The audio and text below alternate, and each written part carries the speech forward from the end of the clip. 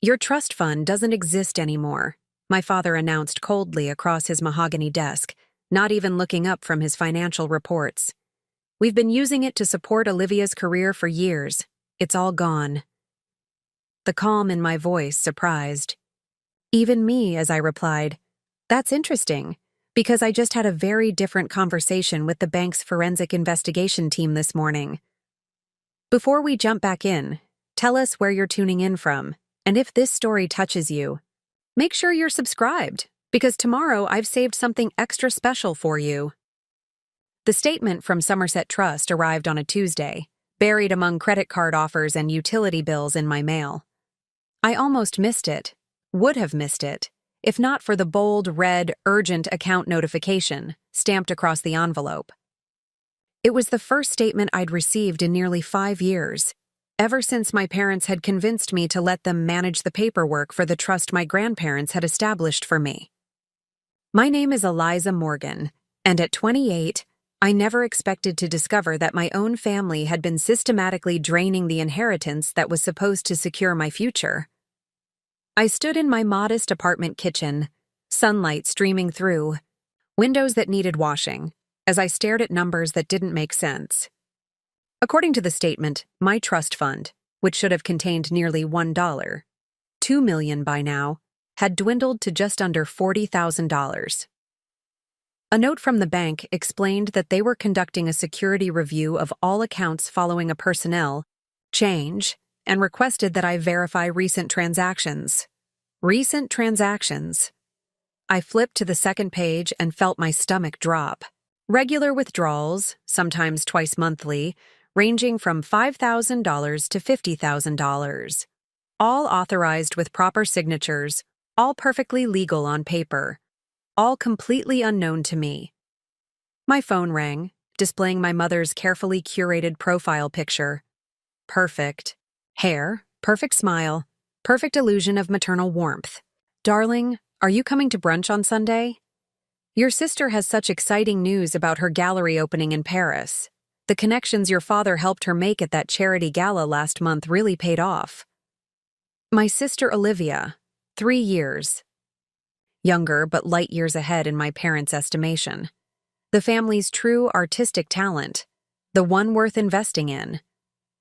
"I got an interesting piece of mail today," I said instead of answering her question. The momentary silence on the other end told me everything. "Oh?"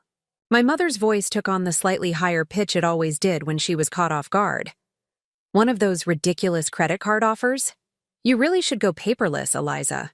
So much more environmentally conscious." "It's from Somerset Trust, about my account." Another pause, longer this time.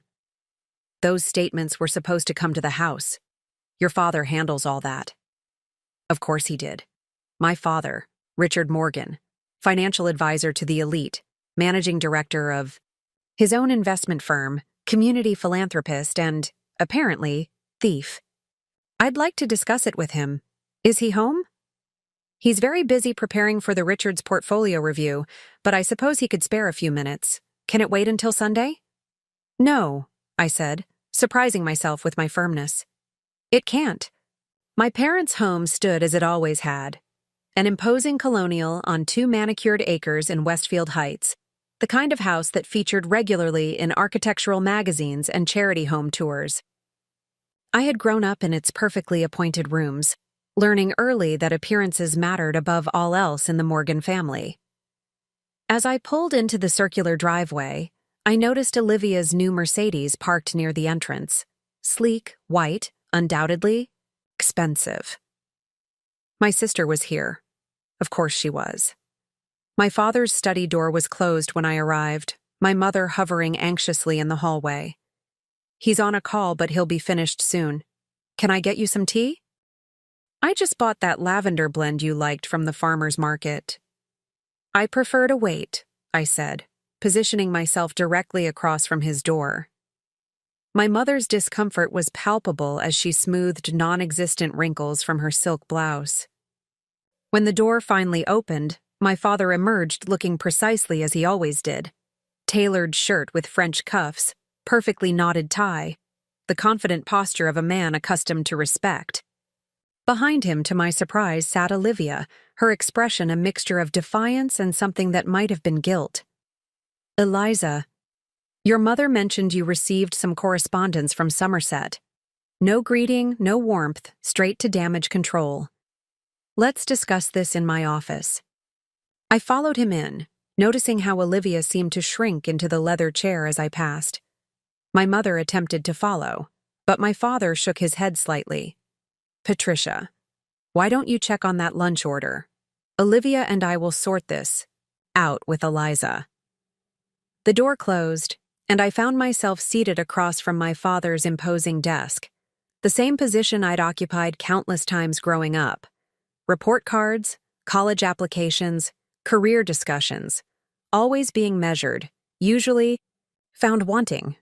"Your trust fund doesn't exist anymore," my father announced coldly, not even looking up from his financial reports. "We've been using it to support Olivia's career for years. It's all gone." The calm in my voice surprised even me as I replied, "That's interesting, because I just had a very different conversation with the bank's forensic investigation team this morning." His head snapped up, the careful mask slipping for just a moment. I had never seen my father rattled before. It was momentarily satisfying before the full weight of the situation settled back on my shoulders. "What exactly do you mean by that?" His voice was steady, but his hand moved almost imperceptibly to close the folder in front of him. "I mean that after I received the statement, I didn't call you first. I called the bank, and they were very interested to learn that I hadn't authorized any of those withdrawals. They were particularly interested in how the signatures on the withdrawal forms didn't quite match the signature they had on file for me." Olivia made a small sound, something between a gasp and a whimper. My father's expression didn't change, but his complexion had developed an ashen quality. "You've misunderstood the situation entirely," he said, his voice taking on the condescending tone he typically reserved for difficult clients. "Your grandfather's trust was always intended to benefit both you and your sister. The distributions were entirely appropriate." I removed a document from my bag and placed it on his desk. "That's not what the trust document says. Somerset provided me with a copy this morning. It specifically states that the funds were for my education and entrepreneurial endeavors, with remaining funds to be released to me in full on my 30th birthday. There's no mention of Olivia anywhere." "Dad?" Olivia's voice was barely audible. "You said it was a family trust. You said Eliza knew." I turned to my sister, seeing her, really seeing her for the first time in years. Designer clothes, carefully highlighted hair, the thin gold bangle from that boutique in Milan she'd mentioned at Christmas. All purchased with money that was never hers to spend. "How much did they take for you, Olivia? The gallery in New York? The apartment in London? The artist residency in Tokyo that was mysteriously arranged despite your portfolio being rejected? Twice before?" Tears welled in her eyes. "I didn't know it was just yours. They always said it was family money, that you were pursuing your own path and didn't need it." My own path had been a modest position at a publishing house, living in a one-bedroom apartment, carefully saving for a down payment that never seemed to grow large enough. All while believing my trust fund was safely invested, untouchable, until my 30th birthday when I planned to start my own literary agency. Regardless of what Olivia understood, my father interjected, regaining his composure. These were decisions made for the overall benefit of this family. Your sister has real talent. Her success reflects well on all of us. While my failure to become exceptional justified theft, the bitterness I'd suppressed for years seeped into my voice. Not theft, he corrected sharply. Reallocation of family resources to their most advantageous use. If you'd shown any particular promise in your endeavors, we would have supported you similarly. The casual cruelty of this statement hung in the air between us. Years of subtle comparisons, of measured praise for Olivia's achievements alongside gentle disappointment in my more modest pursuits, crystallized in that moment into something undeniable.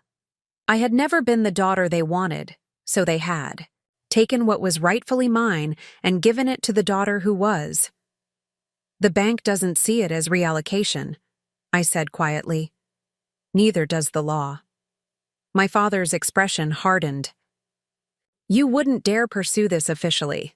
The scandal would destroy this family's reputation. Your sister's career would never recover.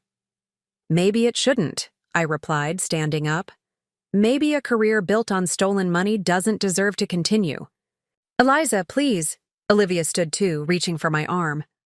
I'll pay you back. I'm getting commissions now, real ones. My work is selling. I looked at my sister's perfectly manicured hand on my sleeve, remembering how we used to build blanket forts together as children, how she would crawl into my bed during thunderstorms. When had we become these strangers, one designated for success at the other's expense? This isn't just about money, I said, gently removing her hand. This is about trust, about family, about years of lies. My father stood now too, his imposing height no longer intimidating as it once had been. What exactly do you want, Eliza? To punish us? To ruin your sister? Think carefully about your next steps. I met his gaze directly, something I rarely did throughout my childhood. I want what's rightfully mine.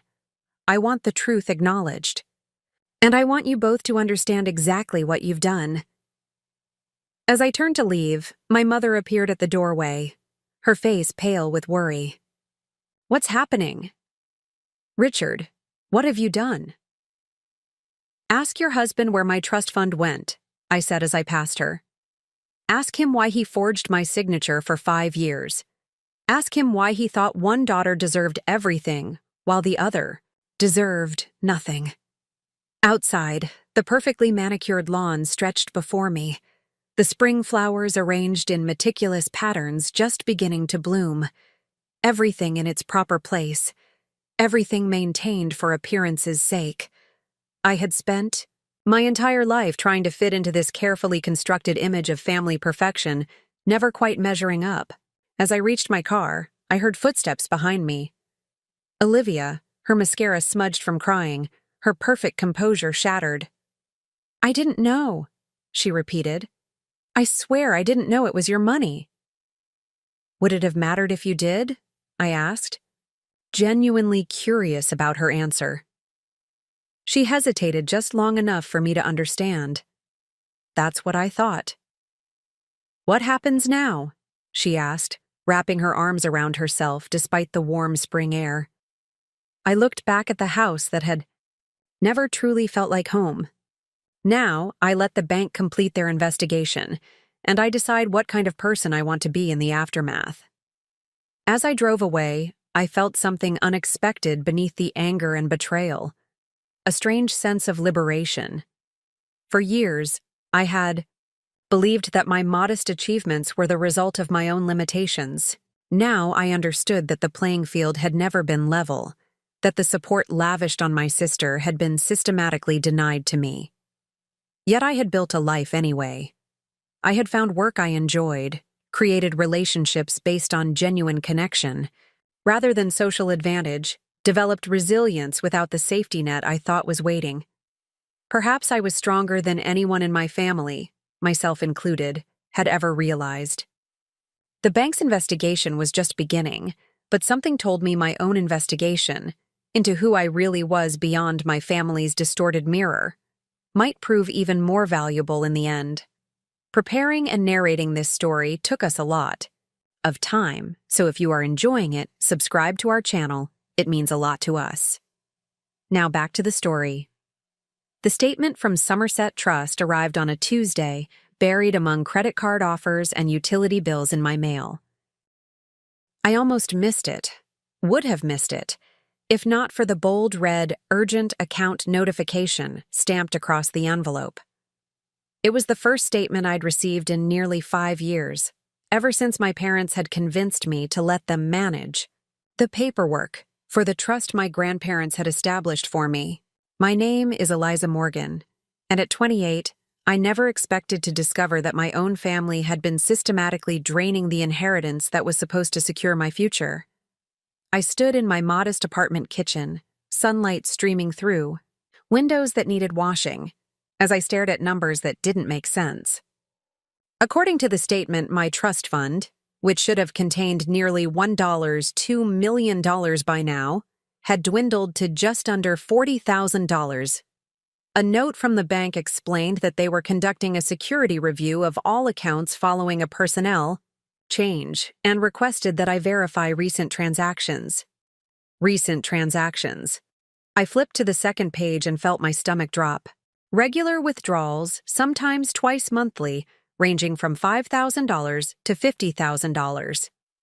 All authorized with proper signatures, all perfectly legal on paper. All completely unknown to me.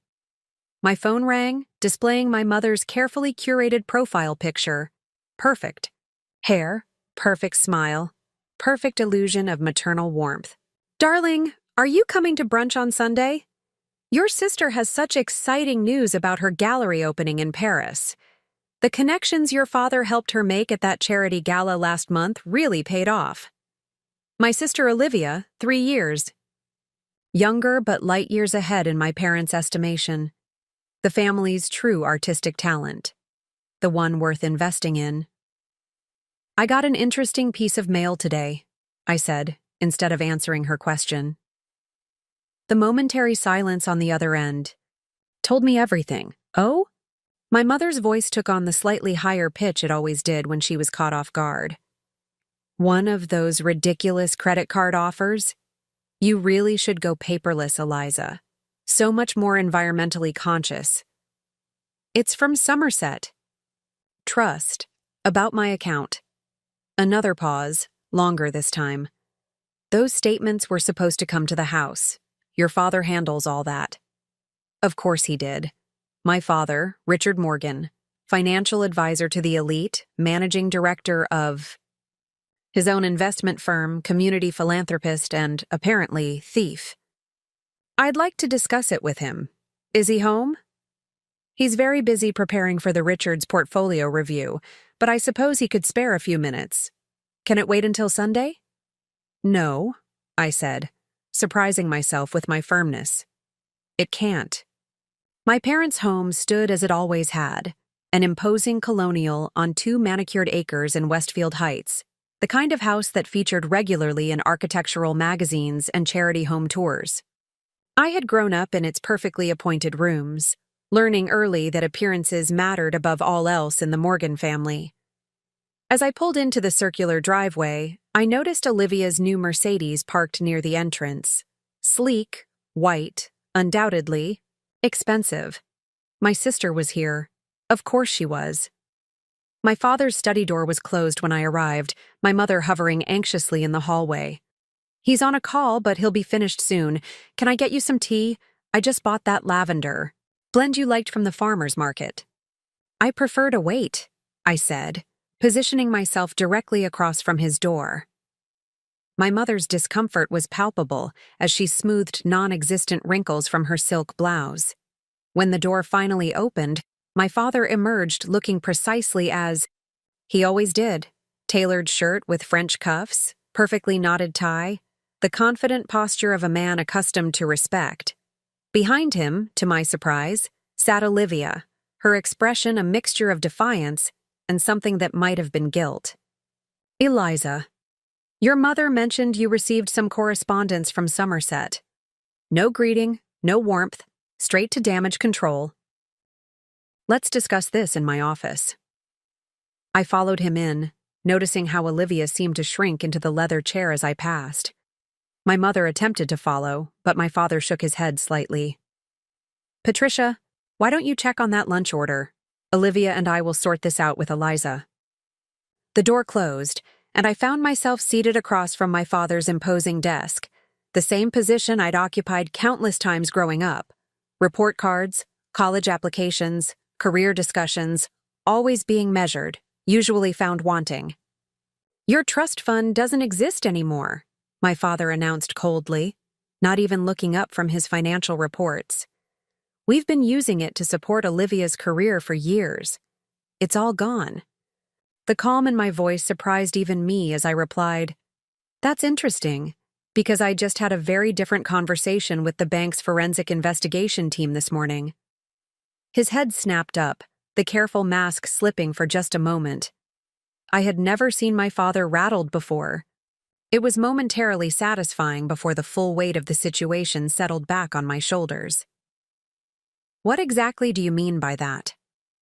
His voice was steady, but his hand moved almost imperceptibly to close the folder in front of him.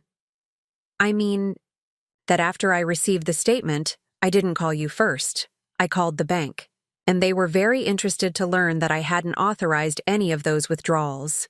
They were particularly interested in how the signatures on the withdrawal forms didn't quite match the signature they had on file for me." Olivia made a small sound, something between a gasp and a whimper. My father's expression didn't change, but his complexion had developed an ashen quality. "You've misunderstood the situation entirely," he said, his voice taking on the condescending tone he typically reserved for difficult clients. "Your grandfather's trust was always intended to benefit both you and your sister. The distributions were entirely appropriate." I removed a document from my bag and placed it on his desk. "That's not what the trust document says. Somerset provided me with a copy this morning. It specifically states that the funds were for my education and entrepreneurial endeavors, with remaining funds to be released to me in full on my 30th birthday. There's no mention of Olivia anywhere." "Dad," Olivia's voice was barely audible. "You said it was a family trust. You said Eliza knew." I turned to my sister, seeing her, really seeing her, for the first time in years.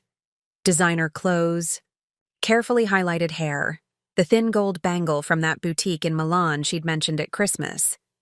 All purchased with money that was never hers to spend. "How much did they take for you, Olivia? The gallery in New York? The apartment in London? The artist residency in Tokyo that was mysteriously arranged despite your portfolio being rejected? Twice before?" Tears welled in her eyes. "I didn't know it was just yours. They always said it was family money, that you were pursuing your own path and didn't need it." My own path had been a modest position at a publishing house, living in a one-bedroom apartment, carefully saving for a down payment that never seemed to grow large enough, all while believing my trust fund was safely invested, untouchable, until my 30th birthday when I planned to start my own literary agency. "Regardless of what Olivia understood," my father interjected, regaining his composure, "these were decisions made for the overall benefit of this family. Your sister has real talent. Her success reflects well on all of us. While my failure to become exceptional justified theft, the bitterness I'd suppressed for years seeped into my voice." "Not theft," he corrected sharply. "Reallocation of family resources to their most advantageous use. If you'd shown any particular promise in your endeavors, we would have supported you similarly." The casual cruelty of this statement hung in the air between us. Years of subtle comparisons, of measured praise for Olivia's achievements alongside gentle disappointment in my more modest pursuits, crystallized in that moment into something undeniable. I had never been the daughter they wanted, so they had taken what was rightfully mine and given it to the daughter who was. "The bank doesn't see it as reallocation," I said quietly. "Neither does the law." My father's expression hardened. "You wouldn't dare pursue this officially. The scandal would destroy this family's reputation. Your sister's career would never recover." "Maybe it shouldn't," I replied, standing up. "Maybe a career built on stolen money doesn't deserve to continue." "Eliza, please."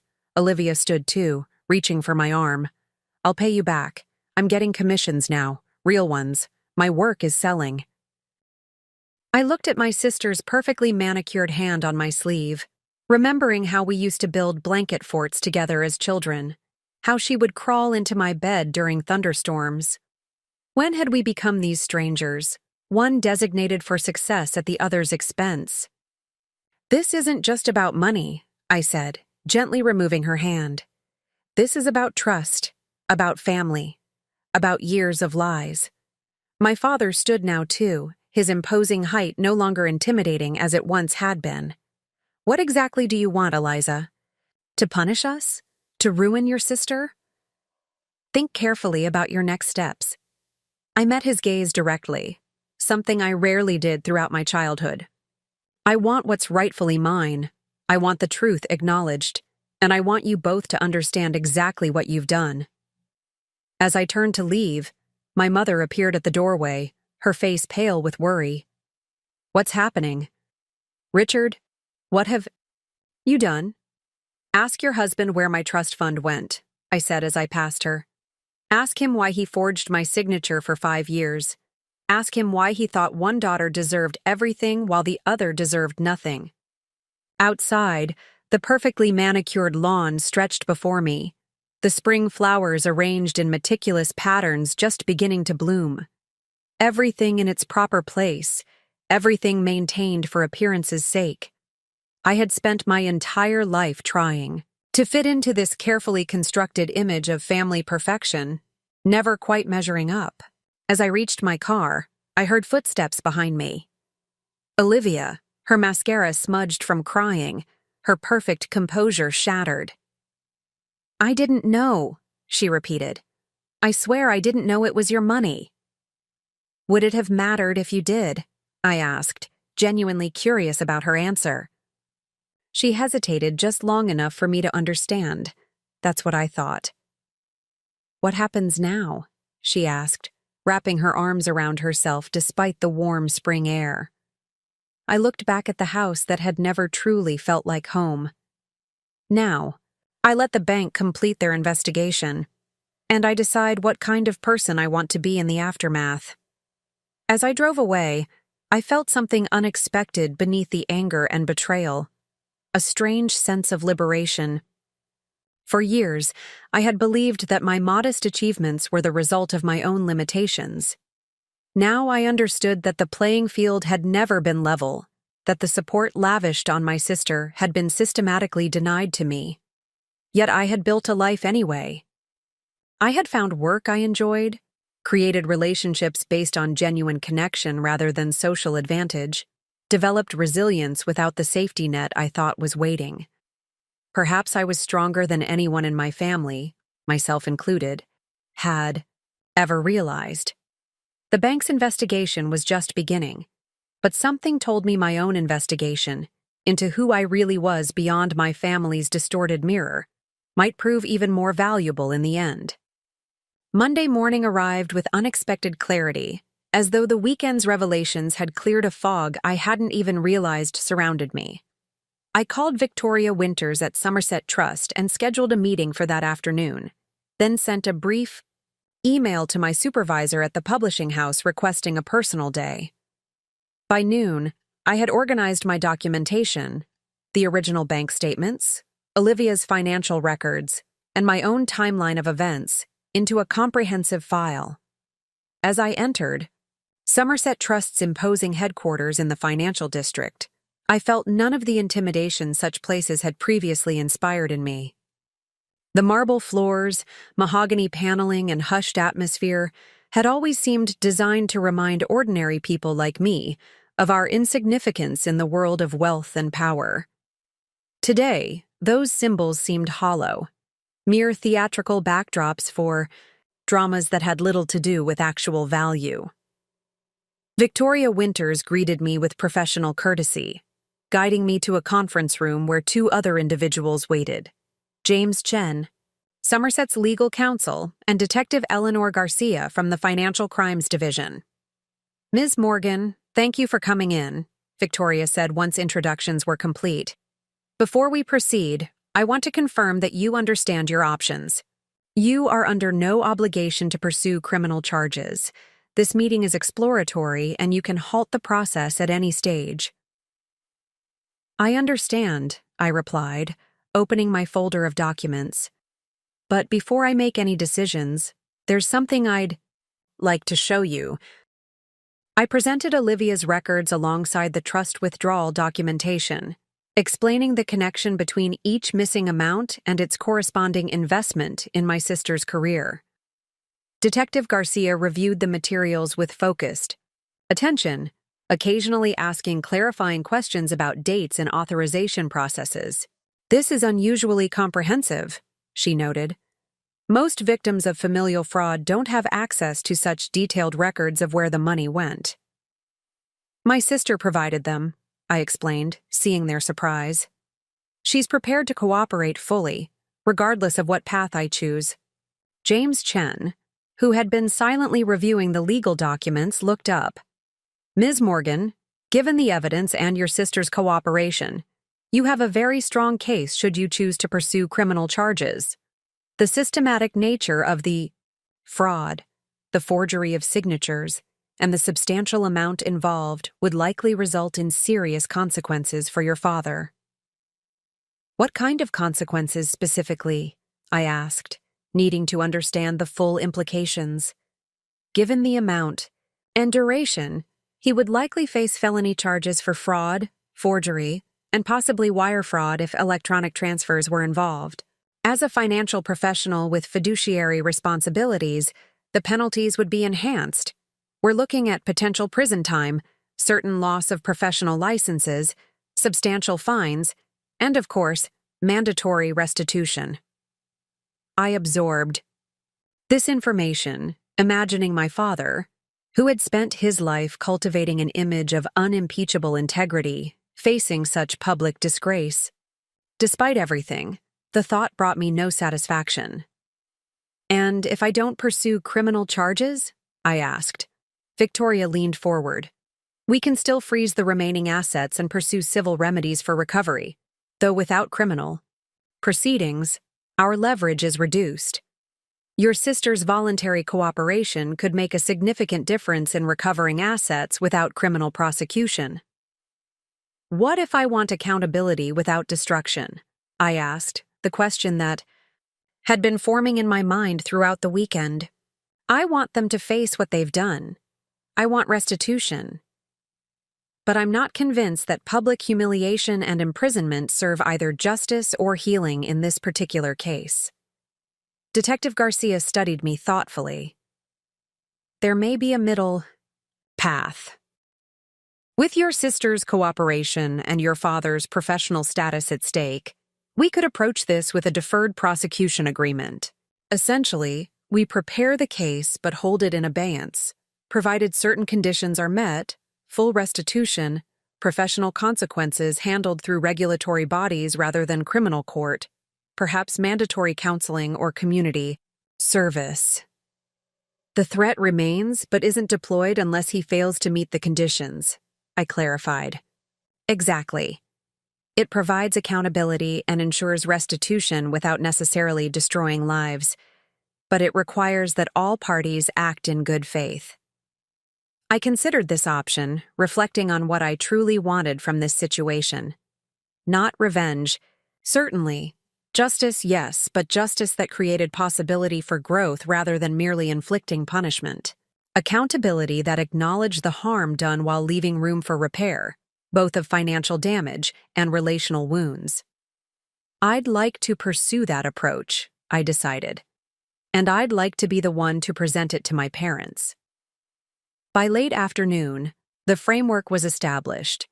Somerset Trust would prepare documentation for a structured restitution plan, Detective Garcia would draft the deferred prosecution agreement, and I would communicate the terms to my family. The meeting concluded with Victoria handing me her business card. "Call me any time," she said, more warmly than her professional demeanor had suggested possible. "Remember, you're in control of this process." That phrase resonated as I left the building. I was in control. Perhaps for the first time regarding anything to do with my family. I sent a text message to both my parents.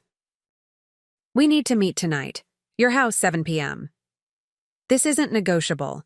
If you don't agree, I'll proceed with the full fraud investigation without further discussion." My father's response came immediately.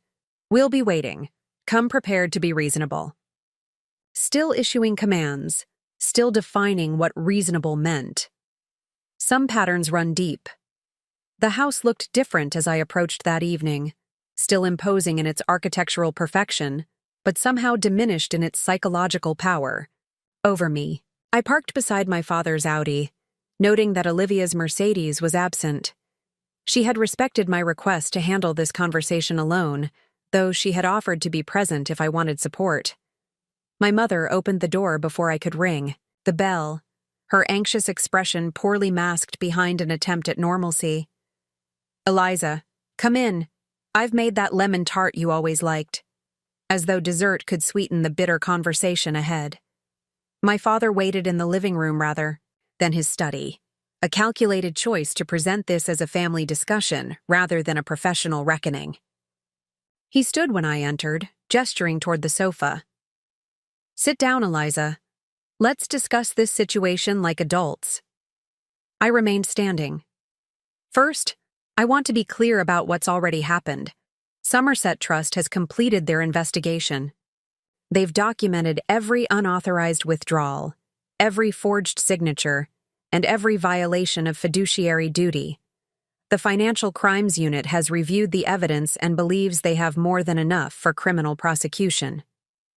My father's expression hardened, but I detected the first flicker of genuine concern beneath his controlled exterior. My mother sank into an armchair, her hand at her throat. "Criminal?" she whispered. "Richard, you said this was just a misunderstanding about account management." "It's not criminal unless Eliza makes it so," my father replied dismissively. "This is a family matter that should be handled privately." "It became a legal matter the moment you forged my signature," I countered. "But you're right about one thing. I do have a choice about how to proceed." I opened my bag and removed the folder containing the documentation from my earlier meeting. "These are the terms under which I'm willing to handle this privately. Complete restitution of all misappropriated funds plus interest, voluntary surrender of your financial licenses to the regulatory authorities with a full disclosure statement, transfer of the London property back to my name, and family counseling, all of us, including Olivia." My father's face flushed with anger. "This is absurd. I built everything this family has. I made strategic decisions to invest in the child, who showed actual promise. And now you want to destroy my career because your feelings are hurt?" "Richard," my mother interjected, her voice trembling as she scanned the documents I'd placed on the coffee table. "These withdrawal amounts, where did all this money go?" "To build Olivia's career," I answered when my father remained silent. "To buy her success while ensuring I would never have the resources to compete. To create exactly the outcome that would validate his original judgment, that she was worthy of investment, and I wasn't." My mother's expression shifted from confusion to dawning horror. "Richard, tell me you didn't." "I did what was necessary for this family," he snapped. "Olivia's success benefits all of us. Her connections, her social position, these things have value beyond mere dollars." "And what about Eliza?" my mother asked, surprising me with a question that suggested she hadn't been fully complicit. "What about her dreams? She chose a pedestrian career with limited potential. The money would have been wasted." I had expected his dismissal, had prepared for it, yet the casual cruelty still landed like a physical blow. Not because I still craved his approval, but because it revealed how completely he had failed to see me as a person worthy of basic respect. "The choice before you is simple," I said, keeping my voice steady. "Sign these agreements and comply with all conditions, or face criminal prosecution. Somerset has already frozen the remaining assets. Detective Garcia is prepared to file charges tomorrow if I give the word." My father stood abruptly. "This is blackmail." "No," I corrected him. "This is consequence, something you've managed to avoid your entire life while never hesitating to impose it on others." My mother rose as well, moving to stand not beside my father but between us. "Richard, we need to accept these terms. What you've done, what we've allowed to happen. It can't be defended." His gaze snapped to her, disbelief etched in his features. "Patricia, you can't seriously be taking her side." "I'm not taking sides," she replied, her voice gaining strength. "I'm finally acknowledging reality. We've failed Eliza profoundly. And in doing so, we've failed as parents." She turned to me. "I'll sign whatever is necessary. And I hope someday you might consider forgiving me for not protecting you as I should have." The vulnerability in her expression, so unlike her usual careful composure, momentarily shook my resolve. Not about the terms, which were non-negotiable, but about the emotional wall I'd constructed between us. My father recognized his isolation and shifted tactics immediately. "Eliza, surely we can discuss more reasonable terms. The full amount is simply not liquid at present. And my license, that punishes my clients as much as me. The terms aren't negotiable," I said firmly. "And they're considerably more merciful than what the law prescribes for what you've done. As for your clients, part of the agreement includes an orderly transition to other advisors of their choosing." I watched as the reality of his situation finally penetrated his defense mechanisms. The careful calculations played out behind his eyes, weighing prison and public disgrace against professional surrender and private accountability. "I need time to review these documents with my attorney," he said finally. "You have until noon tomorrow," I replied. After that, I called Detective Garcia. My mother walked me to the door while my father remained in the living room, staring at the papers that documented his systematic betrayal. "I didn't know the extent," she said quietly as we reached the entryway. "I knew he was supporting Olivia more generously, but not that he was using your trust fund, not that he was forging documents." I studied her face, seeing the genuine distress there, yet also recognizing a pattern of willful ignorance that had characterized much of her life. "You didn't ask questions because you didn't want answers that would require action," I observed. She flinched at the accuracy of my assessment. "Yes," she admitted. "I've spent my entire life not asking difficult questions. It seemed easier, but it wasn't. Not really." As I drove away from the house, I felt neither triumph nor satisfaction, just a weighted certainty that I had finally advocated for myself with the same determination I would have shown for anyone else facing such injustice. The path ahead remained complex, the wounds still fresh, but for the first time, I was moving forward on my own terms rather than accepting the limitations others had defined for me. The real victory wasn't in the documents or the restitution, but in recognizing my own worth independent of my family's distorted valuation. Something fundamental had shifted, not just in my circumstances, but in how I understood my place in the world. Where once I had unconsciously accepted their judgment of my potential, I now stood firmly in my own assessment of my worth. That reclamation of self-valuation, I was beginning to understand, was perhaps the most valuable asset I could recover. By the next morning, my father's attorney had contacted Somerset Trust to negotiate the final details of our agreement. I hadn't slept much, my mind replaying the confrontation and anticipating the challenges ahead. I made coffee in my small kitchen, watching the early light filter through my apartment windows, feeling oddly peaceful despite the uncertainty. My phone rang at 11:43 a.m., Victoria Winters from the bank. "Ms. Morgan, I wanted to update you personally. Your father has agreed to all terms with only one modification request, a 60-day transition period for his client accounts rather than 30. Given the complexity of some of the portfolios, this seems reasonable from our perspective, but the decision is yours." I considered this request, recognizing it as less about practical necessity and more about my father's need to maintain some illusion of control. Yet the extra time would benefit his clients, who were innocent parties in this situation. "I'll agree to the extension," I said, "as long as all other conditions remain unchanged." They do, Victoria confirmed. The restitution timeline is established, with the first transfer scheduled for tomorrow.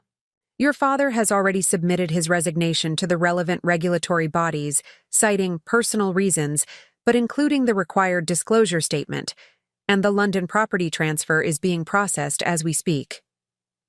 After ending the call, I sat quietly for several moments, processing this resolution.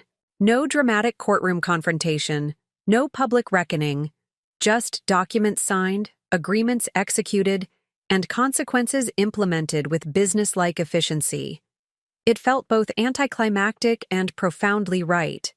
This wasn't about spectacle, but restoration of finances, of truth, of personal autonomy. My phone buzzed with a text from Olivia. Dad just called me. It's done. Can we talk? We arranged to meet at a small park midway between our homes, a neutral space where we had occasionally played as children before competitive activities replaced simple enjoyment in our relationship. I arrived first, claiming a bench overlooking a pond where ducks glided peacefully across the surface. Olivia approached hesitantly, her usual confident stride replaced by something more tentative. She sat beside me, maintaining a careful distance that acknowledged the remaining fragility between us. I've been thinking about what to say to you, she began. Thank you seems inadequate for your choice not to pursue criminal charges. I'm sorry doesn't begin to address the years of inequity. So I'll just say this. I'm committed to making things right? Not just financially, but in how we relate to each other. If that's something you want too. I studied my sister's face, seeing genuine regret there, but also something new, a kind of grounded authenticity I'd rarely witnessed in her. The polished persona she'd cultivated with such care had been partially dismantled, revealing someone more complex and potentially more real. What will you do now? I asked. With your career, I mean. Olivia gazed out at the pond. Start over, essentially. I've withdrawn from the Paris exhibition, returned the advance for the commissioned pieces. I need to know if my work has actual merit without Dad's connections and financial backing. That can't be easy, I observed, genuinely recognizing the courage such a choice required. It's terrifying, she admitted with a small, self-deprecating laugh, but also freeing. For the first time, whatever happens next will be authentically mine, success or failure. We sat in silence for a few moments, watching a mother duck lead her ducklings in orderly procession across the water. What about you? Olivia finally asked. What will you do with the restitution? It was a question I'd been considering. Since the resolution had begun taking shape, the full recovery would eventually restore approximately $2 million to my control, an amount that created possibilities I'd previously considered beyond reach. I'm giving my notice at the publishing house next week, I replied. I'm going to establish that literary agency I've been planning for years. I've already been quietly building a client list of emerging authors I believe in, writers whose voices deserve amplification, but who need someone willing to invest in their development. You're not waiting until you turn 30? Olivia asked, referencing the original terms of our grandfather's trust. I've waited long enough for permission to pursue what matters to me, I said simply. The trust specifies that the funds are for entrepreneurial endeavors. That's exactly what I'll use them for. Something shifted in Olivia's expression. Respect, perhaps, or recognition of the determination that had always existed within me, though rarely acknowledged by our family. I have no doubt you'll succeed, she said. You've always had this persistence that I secretly envied. When things came easily to me because of Dad's intervention, I sometimes wondered if I would have your resilience if facing actual obstacles. I guess you'll find out now, I observed, not unkindly. I guess I will. She hesitated before continuing. Mom called me this morning. She's asked Dad to move out temporarily while they both begin individual therapy. She mentioned wanting to see you when you're ready. This news surprised me. My mother's pattern had always been accommodation, smoothing over conflicts rather than addressing their causes. This initiative suggested a significant departure from her established behavior. "I'll need time," I acknowledged, "but I'm not closing that door." As we prepared to leave the park, Olivia paused. "There's one more thing. I found these when I was going through my files." She handed me a folder containing several magazine articles, each featuring my writing from various literary journals where I'd published occasional pieces over the years. "You kept these?" I asked, genuinely surprised. "I've read everything you've published," she admitted. "Your writing has this clarity that cuts through pretension. It's something I've tried to achieve in my art, not always successfully." This small revelation, that my sister had followed my modest accomplishments while I'd been forced to witness her celebrated successes, created an unexpected bridge between us. Not forgiveness, exactly, but the beginning of a more authentic connection based on mutual respect rather than competitive comparison. The following weeks brought rapid changes. The first restitution payment arrived, allowing me to secure a small office space for my new agency. I worked evenings and weekends, developing my business plan while serving notice at the publishing house. My colleagues there, who had always treated me with more respect than my family had, expressed genuine enthusiasm for my venture, with several offering to refer promising authors my way. I named the agency Perspective Literary, reflecting both my focus on diverse viewpoints and my own journey toward clearer seeing. The logo, a simple key, symbolized unlocking potential, opening doors previously closed. Every aspect of the business embodied values I had clarified through adversity: authenticity over appearance, substance over status, collaborative growth over competitive advantage. 1 month after the confrontation with my parents, I received an unexpected delivery at my new office, still under renovation but beginning to take shape. The package contained a handcrafted wooden desk sign reading, "Eliza Morgan, founder and literary agent," and a note in my mother's handwriting.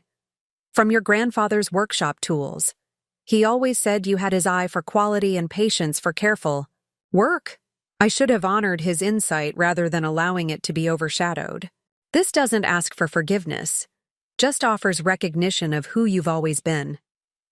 The sign had been made from walnut harvested from our family property, crafted by a local artisan my grandfather had mentored.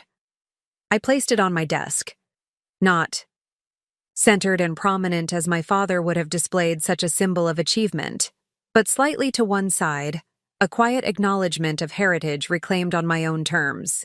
That same week, I finalized my first major contract as an agent, representing a debut novelist whose manuscript had been rejected by 12 publishers before landing on my desk. I recognized in her work the same quality Olivia had noted in my writing: clarity that cut through pretension, authentic voice that didn't require artificial amplification. "Why take a chance on me?" the author asked when I called with news that I'd secured serious interest from 3 publishers following my strategic revisions and targeted submissions. My previous agent said the market wasn't ready for this kind of story. "Because your work deserves investment," I replied, understanding more deeply than she could know the value of someone believing in your potential when others have dismissed it. "And because I'm building an agency that recognizes quality before the market catches up." As spring turned to summer, Perspective Literary signed 4 more promising clients. I hired an assistant, a recent literature graduate with exceptional organizational skills and insight into digital platforms, and established a small scholarship fund for emerging writers from underrepresented backgrounds. Each decision reflected not just business strategy, but personal values clarified through adversity. Riley visited the office one evening, bringing celebratory cupcakes from her cafe and champagne to christen the newly completed space. "It's perfect," she declared, taking in the wall of bookshelves, the comfortable seating area for client meetings, the large windows that filled the space with natural light. "Absolutely you." It's still evolving, I noted. But yes, it feels right. Riley studied me over the rim of her champagne glass. You know what I'm most impressed by? Not just that you stood up to your family and recovered what was rightfully yours, though that was badass, but how you've used this whole experience to clarify what matters to you. You haven't just recovered financially. You've reclaimed your personal narrative. Her observation resonated deeply. The trust fund recovery had created opportunity, certainly, but the true transformation had been internal, recognizing my own value independent of others' assessment, trusting my judgment, and building something aligned with my authentic priorities rather than external expectations. That evening, after Riley left, I remained in my new office, feeling the quiet satisfaction of creation. The space represented more than business success. It embodied reclamation of purpose and possibility. The walls displayed not achievements, but inspiration, quotes from writers I admired, artwork from emerging artists including one promising piece from Olivia's new collection, photographs of places that had shaped my literary sensibilities. On my desk sat a small framed quote from my grandfather that I'd discovered among his papers while helping my mother sort through his workshop. The true measure of wealth is not what you have, but what you build with it. Those words had acquired new meaning throughout this journey. The wealth stolen from me had been more than financial. It included confidence in my judgment, trust in my potential, and belief in my vision. Reclaiming those less tangible assets had proven even more valuable than the monetary restitution. As I looked around the space I had created, physical manifestation of vision reclaimed, I recognized that the greatest reconstruction had not been external, but internal. I had rebuilt not just financial security, but self-trust. I had recovered not just stolen funds, but faith in my own perceptions. I had restored not just material resources, but the ability to define success on my own terms. That evening, I sent a brief email to my 3 newest clients, confirming our strategy meeting the following morning. Then I locked my office door, taking a moment to trace the nameplate my mother had sent. Tangible recognition of who I had always been, even when others refused to see it. Outside, twilight settled over the city as I walked home, no longer deferring. Dreams until someone else deemed me worthy of pursuing them. The trust fund had been recovered, but the true restoration had been of something far more valuable: the authority to write my own story, without apology or permission. The 6-month mark since discovering the trust fund deception arrived with little fanfare but significant change. Perspective Literary had grown from aspirational concept to functioning reality, with a client roster of 9 promising authors and 2 books scheduled for publication in the coming year. The office had expanded to include a small conference room where I hosted monthly workshops for emerging writers, creating the supportive community I had lacked during my own early career. My morning routine had transformed as well. Instead of beginning each day with anxiety about meeting others' expectations, I awoke with purpose, reviewing submission strategies, planning client meetings, and allocating time for the manuscript. Evaluation I still conducted personally for each potential client. The work energized rather than depleted me, confirmation that I had found not just a viable business, but a genuine calling. On this particular morning, I arrived at the office earlier than usual to prepare for an important meeting. Addison Knight, a respected senior editor from Meridian Publishing, one of the most prestigious houses in the industry, had requested a breakfast discussion about my growing roster of diverse authors. Such interest from a major publisher represented significant validation of my approach. As I arranged pastries from Riley's cafe and prepared coffee, I caught my reflection in the window. Confident posture, purposeful movements, clear eyes. The contrast with my former self, the woman who had habitually hunched slightly as though to avoid notice, who had qualified her opinions with unnecessary apologies, was striking. Addison arrived precisely on time, her reputation for directness immediately apparent as she declined small talk in favor of specifics. "I'll be frank, Eliza," she said after preliminary introductions. 3 of our editors have independently brought your clients' manuscripts to acquisition meetings in recent months. That pattern caught my attention. You're clearly identifying and developing talent that others are missing. I acknowledged the observation with a simple thank you, resisting my former habit of deflecting recognition. What interests me, Addison continued, is your methodology. How are you finding these voices when our established channels are missing them? It was a question that went to the heart of what differentiated my approach, a philosophy shaped directly by my personal experience. I look for authenticity rather than marketability, I explained.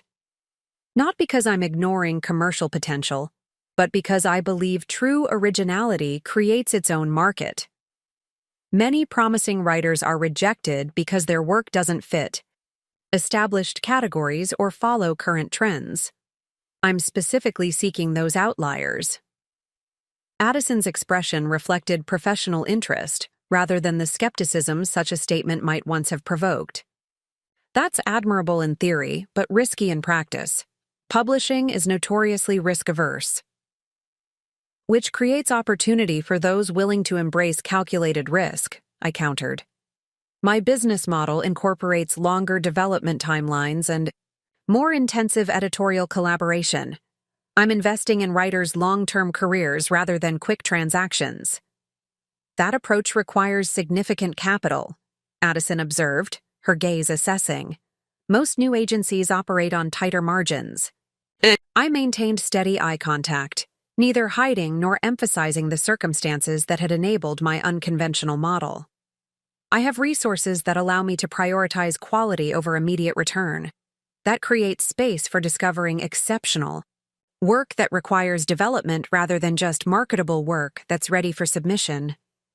What remained unspoken, the source of those resources, the betrayal that had preceded their recovery, felt increasingly less relevant to my professional identity. The funds had been wrongfully diverted and rightfully restored, but how I chose to use them defined my path forward far more than their complicated history. Our discussion continued for nearly 2 hours, evolving from initial evaluation to strategic planning. By the time Addison departed, we had established framework for a potential partnership. Meridian would create a dedicated imprint for diverse voices with Perspective Literary, serving as primary talent pipeline. The arrangement would preserve my agency's independence while creating expanded opportunities for my clients. As I cleared the breakfast dishes, my assistant Julia arrived with a stack of manuscripts for review. "The Meridian meeting went well?" she asked, noting my expression. "Very well," I confirmed. "We may need to accelerate our growth timeline."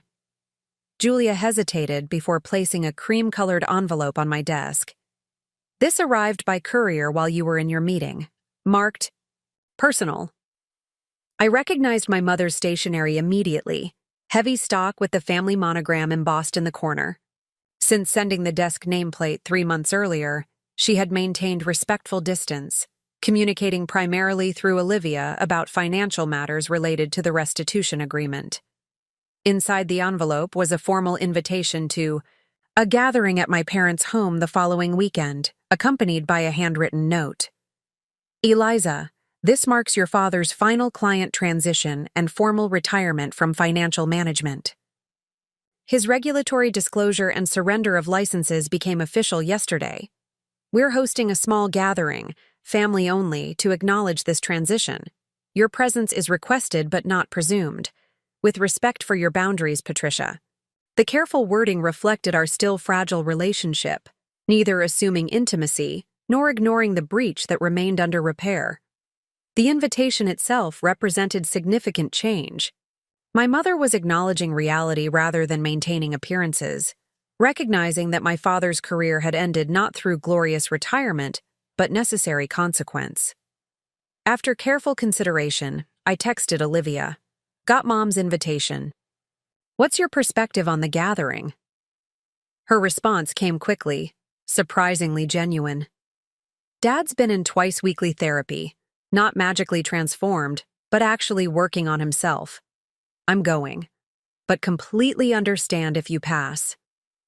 I placed the invitation in my desk drawer, deciding to give myself time before responding.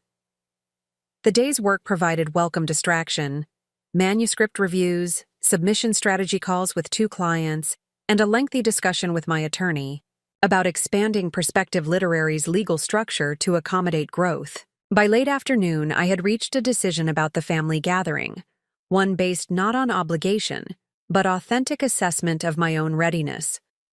I composed a brief response to my mother. I'll attend, not for celebration, but for acknowledgement of transition. Please understand this represents willingness to witness change, not proclamation of reconciliation. Timelines for healing cannot be scheduled like business matters. That evening, I met Riley for dinner at her newly expanded cafe, now featuring evening service with a thoughtfully curated wine selection. As we shared a meal at a corner table, I updated her on both the Meridian opportunity and the family invitation. "Interesting timing," she observed. "Professional validation and family reconciliation converging." "Not reconciliation," I corrected. "Just willingness to witness transition." Riley smiled knowingly. "6 months ago, you wouldn't have considered being in the same room with them. That's evolution, whether you label it that way or not." Her observation was accurate, though uncomfortable to acknowledge. My willingness to attend the family gathering reflected internal shift as much as external circumstances. Increased security in my own identity, reduced vulnerability to their judgment, and growing capacity to engage from strength rather than defensive positioning. The weekend arrived with unusual clarity for late summer. Brilliant sunshine, low humidity, gentle breeze that carried the first hints of approaching autumn. I selected my attire for the family gathering with deliberate intention, not the careful conformity that had once characterized my choices in their presence, but neither the reflexive rejection that would center our history rather than my authentic present. I chose a simple dress in deep blue, professional without being formal, paired with the vintage silver earrings my grandfather had given me for my college graduation. Arriving at my parents' home, I noted subtle changes to the property. The obsessively manicured landscaping had been replaced by more natural plantings. The imposing front door, previously stained dark to emphasize its solidity, had been painted a welcoming sage green. Small shifts that suggested evolving priorities. My mother greeted me with visible restraint, clearly wanting to embrace but respecting the boundaries I had established. "Thank you for coming," she said simply. "Your father is on the back terrace with Olivia." The gathering was indeed small, just my parents, Olivia, and her new partner Claire, a museum curator she had met through her restructured career path. No business associates, no family friends to maintain appearances for, a private acknowledgement rather than public performance. My father rose when I approached the terrace, his physical appearance markedly changed from our confrontation 6 months earlier. He had lost weight, his previously immaculate appearance now more relaxed if not quite casual. Most notably, the careful mask of authority had softened, revealing more of the human complexity beneath. "Eliza," he said, his tone carefully neutral. "Thank you for joining us." I acknowledged him with a nod, accepting the sparkling water my mother offered, rather than the champagne being served to celebrate the retirement. This wasn't a celebration from my perspective, but an observation of necessary change. Dinner proceeded with surprising civility, conversation focusing primarily on neutral topics. Olivia's new teaching position at the Community Arts Center, Claire's upcoming exhibition of emerging artists, my mother's volunteer work with literacy programs. My father spoke little, a significant departure from his former dominance of family interactions. As dessert was served, he finally addressed me directly. "I understand your agency is gaining recognition." Olivia mentioned a potential partnership with Meridian. In previous years, such acknowledgement would have been immediately qualified with criticism or helpful advice. Now he simply waited for my response. his expression reflecting what appeared to be genuine interest rather than evaluation. "Yes," I confirmed. "We're establishing a specialized imprint for voices traditionally underrepresented in commercial publishing." "That's significant," he said after a moment, taking a different approach to the market. "Identifying value others have overlooked," I replied, the parallel to his own profession, and to his failure to recognize my worth, intentionally implied but not directly stated. He nodded, registering the subtext. A skill I clearly lacked in more important matters.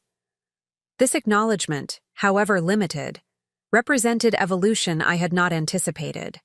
Not dramatic transformation, not complete understanding, but movement, from absolute certainty toward recognition of error. After dinner, my mother suggested coffee on the terrace, an invitation I accepted while maintaining emotional distance. As conversation continued among the others, my father approached where I stood at the garden's edge. "I have something for you," he said, extending a legal envelope. The final restitution transfer was processed yesterday, completing the financial terms of our agreement. This represents the formal surrender of my licenses and documentation of all client transitions. I accepted the envelope without examining its contents. "Thank you for honoring the agreement." He hesitated before continuing. "What I did was unconscionable. The therapy I've undertaken as part of our agreement has forced me to confront patterns I've spent a lifetime justifying. I don't expect forgiveness, but I want you to know I recognize the harm I caused." His statement wasn't elaborately emotional. He remained a man of restraint. But it contained an authenticity I had rarely witnessed from him. Not performative remorse, but genuine acknowledgement. "Recognition matters," I said simply. "Action matters more." "Yes," he agreed. Hence the completed restitution and professional consequences, but also the personal work, which continues regardless of formal agreements. As the evening concluded, I maintained the boundaries necessary for my continued healing while acknowledging the efforts being made, however belated, toward accountability. This balance represented personal growth beyond binary reactions of complete trust or absolute rejection, toward nuanced engagement based on ongoing assessment. Driving home, I reflected on the previous 6 months' evolution. The initial discovery of betrayal had created opportunity not just for financial restoration, but for fundamental recalibration of relationships, priorities, and self-understanding. What had begun as recovery of stolen resources had expanded into reclamation of personal authority, transformation of professional identity, and renovation of family dynamics. Most significantly, I had developed capacity to define success according to internal values rather than external validation. My agency's approach, investing in overlooked potential, recognizing worth others dismissed, providing resources for authentic development, represented direct application of lessons from personal experience to professional purpose. The trust fund itself, now fully restored, had become less central to my identity than what the struggle for its recovery had revealed. My resilience, discernment, and capacity to transform injustice into purposeful direction. The money provided practical foundation, certainly, but the true wealth lay in the wisdom gained through its recovery. As I arrived home, a manuscript waited for review. A promising debut novel from a writer who had faced repeated rejection before, Finding Her Voice. Tomorrow, I would provide feedback designed to strengthen her work while preserving its essential uniqueness. This tangible application of my evolving philosophy felt like the most meaningful response to my own experience, translating personal insight into practical support for others navigating their own creative journeys. The circle from betrayal to restoration had not completed, but transformed into spiral of ongoing growth. Each challenge revealing new capacity, each resolution creating foundation for further development. This continuing evolution, rather than any specific achievement or reconciliation, represented the most significant outcome of what had begun as financial deception, but expanded into profound recalibration of value, purpose, and possibility. 1 year after discovering the trust fund deception, I stood at the entrance of Perspective Literary's new offices on the corner of Maple and 3rd Street. The expanded space occupied the entire 2nd floor of a renovated historic building, with tall windows that flooded the rooms with natural light and original hardwood floors that creaked pleasantly underfoot. Where once I had operated from a single room with just enough space for my desk and a small meeting area, the agency now employed a staff of 5 and represented 17 authors across multiple genres. The morning sun cast geometric patterns through the divided light windows as I unlocked the door, arriving early to review final preparations for the day's centerpiece event.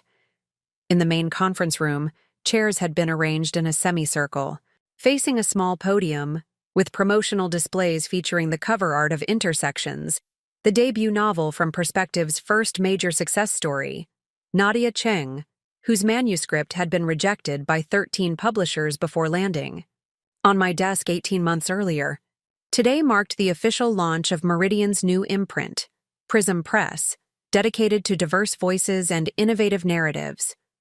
The partnership we had begun discussing a year earlier had evolved into a groundbreaking industry model, with Perspective Literary providing exclusive first-look rights to Meridian in exchange for unprecedented creative control and royalty structures favoring authors.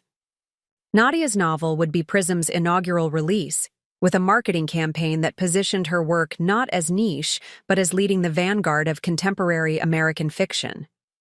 As I adjusted the display for maximum impact, my phone chimed with a message from Julia, now promoted to associate agent focusing on young adult and middle-grade fiction.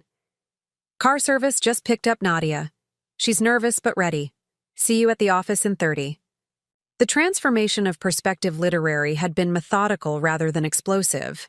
Steady growth built on a foundation of quality rather than quantity. We had declined offers from larger agencies seeking acquisition, choosing instead to maintain independence while developing strategic partnerships. The agency's reputation had grown not through splashy publicity, but consistent results. 6-figure advances for previously overlooked authors, critically acclaimed debuts, and innovative digital initiatives that expanded audience engagement. The expanded team reflected this philosophy as well.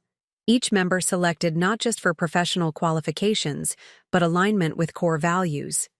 Darren, our contract specialist, had previously worked at a major publisher where he had advocated unsuccessfully for more equitable author agreements. Maya, our newest literary agent focusing on narrative nonfiction, had left an established agency frustrated by their reluctance to represent voices outside mainstream perspectives. Julia had proven her exceptional editorial instincts while maintaining the organizational systems that kept the agency functioning seamlessly. As team members began arriving, the office came alive with purposeful energy. The atmosphere reflected our carefully cultivated culture, collaborative rather than competitive, rigorous without being rigid, ambitious without sacrificing integrity. The publisher's weekly feature just went live, Maya announced, pulling up the article on her tablet. They're calling Prism the most significant development in mainstream publishing's diversity efforts to date, and specifically noting our role as architects of a new model that may reshape industry standards. The validation felt meaningful, not because it came from an industry authority, but because it recognized the structural innovation we had prioritized over cosmetic changes. Many publishers had launched diversity initiatives focused on content, acquisition without addressing fundamental inequities in contract terms, marketing resources, or career development. Our partnership with Meridian had insisted on comprehensive reform, from submission evaluation through contract structure to marketing investment. By mid-morning, the office filled with guests for the launch event. Addison Knight from Meridian arrived with her team, followed by literary critics, booksellers, and fellow agents, some genuinely supportive, others curious about the attention our relatively young agency had attracted. Riley came bearing a spectacular cake decorated to match Nadia's book cover, her cafe now supplying refreshments for all our events through a mutually beneficial arrangement that supported both our growing businesses. When Nadia arrived, I met her at the elevator, still a somewhat shy woman in her early 30s whose quiet demeanor belied the fierce brilliance of her writing. Her novel explored intergenerational trauma and healing through the experiences of 3 women in a Chinese-American family, written with unflinching honesty and startling beauty. "I still can't believe this is happening," she confessed as we walked toward the increasingly crowded conference room. 2 years ago, I was ready to give up writing entirely after all those rejections. "I'm glad you didn't," I said simply. "Literature would be significantly poorer without your voice." "It wouldn't exist without your belief in it," she countered. "You were the only agent who saw potential instead of problems in my manuscript." This pattern had repeated throughout Perspective's development, authors expressing gratitude for recognition that should have been forthcoming from the beginning. My own experience of having potential dismissed had created particular sensitivity to unacknowledged value, an almost instinctual ability to recognize authentic quality beneath rough execution. The launch proceeded with carefully orchestrated simplicity, brief remarks from Addison about Prism's mission, my overview of the development process, and Nadia's reading from her novel. The audience response confirmed what early reviews had suggested. This was not merely a promising debut, but a significant literary achievement. As the event transitioned to informal networking, I noticed an unexpected presence near the refreshment table, my mother, standing somewhat uncertainly at the periphery of the gathering. Our relationship had evolved into careful cordiality over the past year, with occasional family dinners and brief coffee meetings, but she had never visited the agency before. "I hope it's all right that I came," she said as I approached. "Olivia mentioned the launch in our weekly call. I've been following your success in Publishers Weekly." "It's fine," I assured her, genuinely surprised but not displeased by her initiative. "I didn't realize you read industry publications." "I've been educating myself about publishing," she admitted, "trying to understand your world better." She gestured toward the crowded room. "This is quite remarkable, Eliza. You've built something significant in a very short time."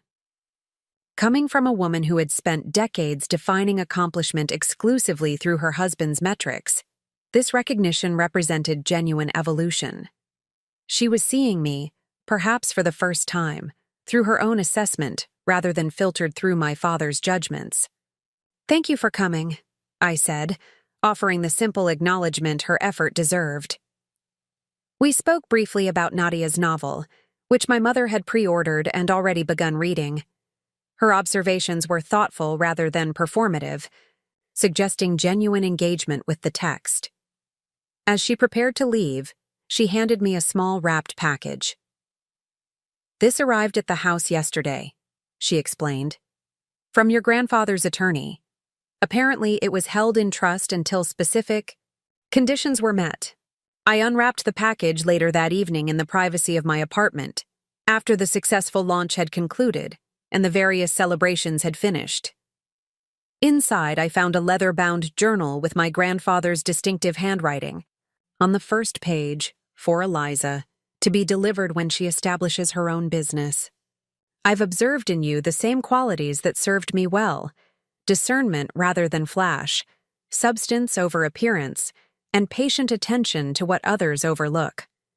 May this journal provide perspective as you build your own legacy."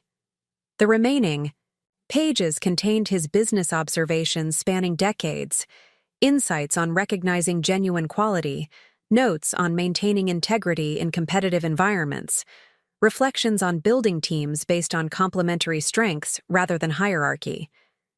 The final entry, dated just weeks before his death, read, "I've arranged your trust fund to provide financial foundation, but the true inheritance lies in qualities money cannot purchase: discernment, resilience, and the courage to define success by your own measures rather than others' expectations. Trust your judgment, especially when it diverges from conventional wisdom. The greatest opportunities often exist precisely where others see only limitations. His words, written years before the trust fund deception, before my struggle to reclaim what was rightfully mine, before the establishment of an agency founded on precisely those principles, created a sense of continuity I had not previously recognized. The financial resources had been temporarily diverted but ultimately restored. The more valuable inheritance, his perspective on identifying overlooked value, had remained accessible through my own intuitive approach. This connection to my grandfather's philosophy provided framework for understanding my agency's rapid success. What might externally appear as remarkable business acumen was actually the natural application of principles I had absorbed through observation and later strengthened through adversity, seeing worth where others perceived only problems, investing in potential rather than seeking immediate return, and building collaborative relationships rather than competitive hierarchies. The following morning, I shared selections from the journal with my team during our weekly strategy meeting, not as prescriptive direction, but as historical context for the values we had independently established. The continuity between my grandfather's approach to identifying quality decades earlier and our current methodology validated our direction while providing additional perspectives on implementation. It's like having a conversation with someone who sees the same opportunities we do but from a different historical vantage point, Maya observed. The fundamentals haven't changed, even though the specific applications have evolved dramatically. This integration of past wisdom with present innovation became increasingly central to Perspective's approach. Respecting traditional literary quality while embracing evolving forms, honoring established publishing protocols while challenging inequitable practices, maintaining professional standards while creating space for authentic expression. As summer transitioned to fall, Perspective Literary continued expanding both its client roster and industry influence. Nadia's novel reached the New York Times bestseller list in its third week of release, confirming our conviction that authentic voices could achieve commercial success without compromise. 3 additional Perspective clients signed with Prism Press, while others found homes with publishers seeking to emulate our partnership model. The agency's financial success enabled expansion of our pro bono initiatives, a workshop series for writers from underrepresented communities, a scholarship program for emerging literary critics, and a mentorship project pairing established authors with promising new voices. These programs reflected our core philosophy that literary culture thrives through diversification of perspective rather than concentration of opportunity. On a personal level, my relationship with wealth had transformed from focus on recovery to emphasis on responsible stewardship. While the trust fund had provided essential foundation for establishing the agency, Perspective's ongoing success now generated substantial income independent of those resources. This allowed me to reconsider the trust's purpose, shifting from personal security to strategic investment in literary infrastructure. In consultation with financial and legal advisors, I established the Perspective Foundation with half of the recovered trust fund, creating a permanent endowment supporting emerging writers and independent publishing initiatives. The foundation's governing principles explicitly acknowledged lessons from my personal experience, emphasizing transparent governance, equitable distribution, and recognition of unconventional potential. Perhaps most significantly, my relationship with my family continued evolving, not toward idealized reconciliation, but toward authentic engagement that acknowledged both lingering impacts and genuine change. My father, now fully retired and continuing his therapeutic work, had gradually shifted from defensive justification toward genuine inquiry about my professional expertise. My mother had developed increasing independence, pursuing her own interests in literacy advocacy and arts education. Olivia and I had established a relationship based on mutual respect rather than comparative judgment, occasionally collaborating on projects that bridged literary and visual arts. These relational shifts reflected broader transformation in my Understanding of legacy, from passive inheritance to active creation, from financial resources to value systems, from individual achievement to community impact. The trust fund had provided practical foundation, certainly, but its recovery had catalyzed much more meaningful development: clarification of personal values, establishment of professional purpose, and creation of systems that extended opportunity beyond myself. As autumn leaves began turning along Maple Street outside Perspective's windows, I reviewed submissions for our spring list. Manuscripts that might once have been rejected for their unconventional structures or challenging themes, but now received thoughtful consideration from a team trained to recognize distinctive quality beneath superficial marketability. The agency I had built did not merely represent authors, it embodied philosophy. That authentic value often exists precisely where conventional assessment has failed to recognize it. That investment in overlooked potential yields exceptional returns, and that true wealth lies not in accumulation but in creation of opportunity for others. This perspective, hard-won through betrayal, recovery, and rebuilding, had transformed personal injury into professional purpose, financial deception into philosophical clarity, and individual inheritance into collective possibility. The true legacy was not what had been restored to me, but what I was now empowered to build for others. 18 months after establishing Perspective Literary, I faced the first major crisis of my professional career. The news arrived on a crisp October morning via an urgent call from Addison at Meridian Publishing. "Eliza, we have a situation," she said, her typically composed voice tense. "Beacon House announced this morning they're launching a direct competitor to Prism Press.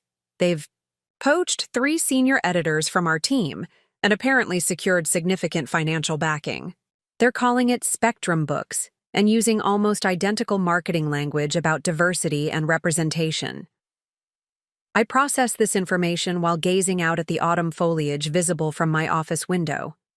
Beacon House was the 3rd largest publishing conglomerate in the country, known for aggressive business tactics and prioritizing commercial potential over literary merit.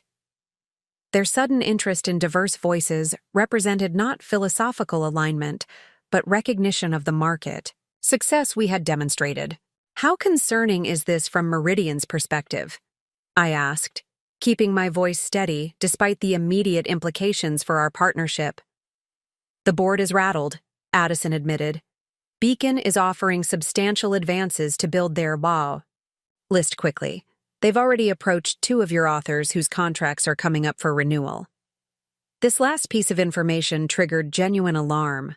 While business competition was expected, direct targeting of our authors threatened both Perspective's stability and the careers of writers who had trusted our guidance. "Which authors?" I asked, already opening our contract database. "Nadia Cheng and Marcus Reynolds, our 2 most commercially successful clients." The strategy was transparent. Establish credibility by acquiring established diverse authors, then leverage that foundation to attract emerging voices. From a purely business perspective, it was logical. From an ethical standpoint, it represented everything we had established: perspective to counteract, treating authors as commodities rather than creators, prioritizing acquisition over development, and positioning diversity as marketing advantage rather than intrinsic value. "I'll speak with them immediately," I assured Addison. "But we need a comprehensive strategy, not just defensive measures." After ending the call, I gathered my senior team for an emergency meeting. The atmosphere was tense as I outlined Beacon's initiative and its potential implications for our agency and authors. "This isn't just about competition," Maya observed, her expression troubled. "It's about co-opting the entire model we've built. The language, the positioning, even the visual branding from what I've seen of their announcement materials. They're essentially creating a corporate version of Prism without the substantive commitments to equity and author development." Darren, our contracts specialist, provided practical perspective. "Their standard contracts are notoriously author-unfriendly: limited creative control, aggressive rights grabs, minimal marketing guarantees unless you're already established." If they maintain those practices while using our language about representation and opportunity, they'll damage everything we've worked to build. The threat extended beyond immediate business concerns. Beacon's approach could undermine the credibility of legitimate diversity initiatives throughout publishing, reinforcing cynical perceptions that inclusion was merely a marketing trend rather than structural commitment. Their substantial resources could create superficial success while implementing none of the substantive reforms that made PRISM genuinely revolutionary. "We need to contact our authors immediately," Julia suggested. "Transparency has always been our approach. They should hear about this threat directly from us, along with our strategy for responding." I nodded in agreement while considering the broader implications. This challenge represented the inevitable pushback against any meaningful change. Established systems replicating the appearance of innovation while maintaining underlying power structures. We had anticipated competition eventually, but not such a direct appropriation of our model. The immediate concerns required triage. I scheduled individual calls with all our authors, prioritizing Nadia and Marcus, who had already been approached by Beacon. The conversations would need to acknowledge the situation directly while providing clear contrast between superficial representation and substantive advocacy. Before making these calls, I took a moment for private reflection, pulling out my grandfather's journal for perspective on navigating industry challenges. His entry from 1978 seemed particularly relevant. "When larger competitors adopt your innovations, remember that imitation confirms your vision while revealing their limitations. They can replicate methods, but rarely the underlying philosophy that makes those methods effective. Maintain focus on what cannot be easily copied, relationships built on mutual respect, decisions guided by consistent values, and commitment to excellence that transcends quarterly results." This wisdom provided framework for my approach. We couldn't prevent Beacon from establishing Spectrum books or using similar language about diversity. We couldn't match their financial resources or marketing budgets. But we could demonstrate the substantive differences between superficial representation and meaningful advocacy through our actions rather than our assertions. My call with Nadia was scheduled first, appropriate given her position as our leading author and PRISM's inaugural success. Her debut novel had exceeded all sales projections while receiving critical acclaim, establishing her as a significant literary voice and making her an obvious target for competitors. "I already told them no," she said before I could fully explain the situation. Their offer was substantial, double my advance for the second book, but the contract terms were concerning, particularly regarding creative control and subsidiary rights. Her immediate rejection of Beacon's approach reflected the relationship we had built, based on transparency, shared values, and mutual respect rather than merely transactional advantage. "What they don't understand," Nadia continued, "is that Perspective and PRISM offered something more valuable than simply a publishing contract. You provided development when my work needed strengthening, advocacy when it faced resistance, and community where I had previously experienced isolation. That foundation can't be purchased with a larger advance." Marcus expressed similar sentiments during our conversation, though with more explicit analysis of industry dynamics. As a former publishing insider himself before focusing on writing, full-time he recognized Beacon's strategy for what it was: market-driven appropriation rather than values-based commitment. "They're trying to buy credibility," he observed, "but authors talk to each other. We know the difference between publishers who see diversity as a trend to capitalize on versus those implementing substantive changes in how they develop, position, and support writers from underrepresented communities." These conversations reinforced my growing conviction that our response needed to be substantive rather than reactive, demonstrating through action rather than assertion what made our approach distinctive. We couldn't prevent Beacon from establishing a competing imprint or making attractive financial offers. We could, however, deepen our commitment to the underlying values that had established our reputation. The next morning, I presented a comprehensive strategy to both my team and Addison from Meridian. Rather than focusing exclusively on defending against Beacon's initiative, the plan centered on strengthening our distinctive approach through several key initiatives. First, we would accelerate the mentorship program we had been developing, pairing established prospective authors with emerging voices from underrepresented communities. This program would provide substantive development rather than merely acquisition, creating pathways for writers who needed support before being commercially viable. Second, we would establish a quarterly industry symposium addressing structural barriers in publishing, bringing together authors, agents, editors, and marketing professionals to develop practical solutions rather than theoretical discussions. This positioned perspective as thought leaders while creating accountability mechanisms for the industry as a whole. Third, we would implement enhanced contract transparency, publishing annotated versions of our standard agreements that explained each provision in plain language and explicitly identified how our terms differed from industry norms. This would create pressure for improved practices while educating authors about their rights. Finally, we would launch a digital platform providing resources for aspiring writers navigating the publishing landscape, with particular emphasis on communities historically excluded from traditional pathways. This initiative extended our impact beyond our direct client relationships while demonstrating authentic commitment to systemic change. This isn't just about competitive differentiation, I explained.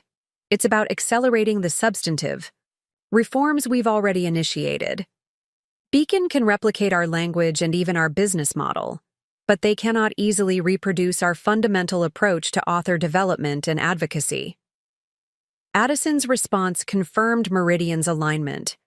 With this philosophy, the board has authorized additional investment in Prism Press, including expanded marketing budgets for debut authors and accelerated development of the educational initiatives you've outlined. They recognize that our partnership's strength lies in substantive commitment rather than market positioning. As we implemented this strategy over subsequent weeks, the contrast between approaches became increasingly evident to the publishing community. Beacon launched Spectrum books with substantial publicity and aggressive acquisition tactics, offering significant advances to established authors while maintaining their traditional contract structures and development practices. Perspective responded not with matching offers or public criticism, but with systematic implementation of our enhanced initiatives. The mentorship program launched with 12 established authors working with emerging voices. The industry symposium's initial session drew participation from across publishing, establishing practical working groups focused on specific structural barriers. The Contract Transparency Initiative received attention from legal advocates and industry organizations. Most significantly, our author community remained intact, with Nadia and Marcus publicly declining Beacon's offers while expressing support for Perspective's approach. Their loyalty stemmed not from financial advantage, but from alignment with the underlying values that had guided our representation from the beginning. This challenge had forced crystallization of Perspective's core philosophy, that meaningful change required more than superficial diversity in content acquisition. True transformation demanded substantive reform in how literary voices were developed, positioned, and supported throughout their careers. The crisis had accelerated implementation of initiatives we had envisioned for the future, transforming theoretical commitments into concrete programs with immediate impact. Throughout this process, I found myself returning to lessons from my personal experience, how superficial recognition without substantive support had characterized my family's approach, how systemic advantages had been directed toward Olivia while I was expected to succeed without comparable resources, how recovery had required not just financial restitution, but fundamental recalibration of relationships and responsibilities. These insights informed my leadership during the crisis, creating capacity to distinguish between reaction and response, between defensive positioning and affirmative action, between protecting current advantages and building sustainable systems. The challenge from Beacon had initially appeared as potential threat to everything we had built. It had transformed into catalyst for implementing our most ambitious visions more rapidly than originally planned. By year's end, industry observers had begun noting the substantive differences between Spectrum's market-driven approach and Prism's development-focused model. While Beacon had secured several high-profile acquisitions through substantial advances, Perspective continued discovering and developing distinctive voices that might have been overlooked by traditional evaluation metrics. The contrast in philosophy had become evident through action rather than assertion. This resolution reflected broader wisdom I had gained through personal adversity, that challenges often reveal authentic values more clearly than success, that pressure accelerates evolution of systems already in development, and that responding to opposition with defensive measures rarely proves as effective as recommitting to foundational principles with renewed vigor.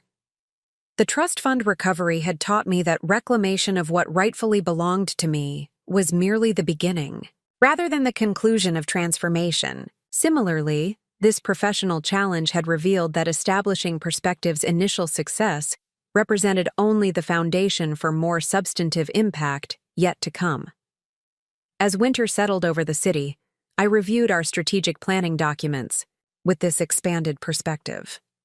What had begun as response to immediate threat had evolved into comprehensive vision for Perspective's future development, extending beyond traditional literary representation to become catalyst for structural change throughout publishing. This evolution mirrored my personal journey from focusing primarily on recovery of what had been taken to creating something more valuable than what had been lost. The challenge had revealed capacities within our organization and clarity in our purpose that might have remained dormant without the catalyst of opposition.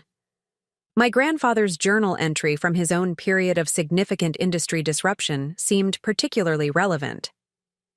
The measure of leadership is not found in periods of easy success, but in moments that demand clear articulation of values through decisive action. Crisis reveals whether stated principles are merely convenient positioning or genuine foundations for decision-making.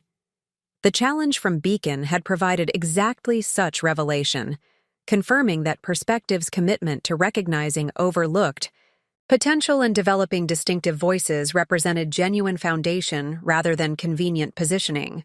Our response had demonstrated the substantive difference between appropriating language about diversity and implementing structures that created actual opportunity. This clarity of purpose would guide Perspective's continued evolution, transforming what had begun as personal reclamation into community-wide transformation, not merely recovering what had been lost, but creating possibilities that had never before existed. Retry up next, you've got 2 more standout stories right on your screen. If this one hit the mark, you won't want to pass these up. Just click and check them out.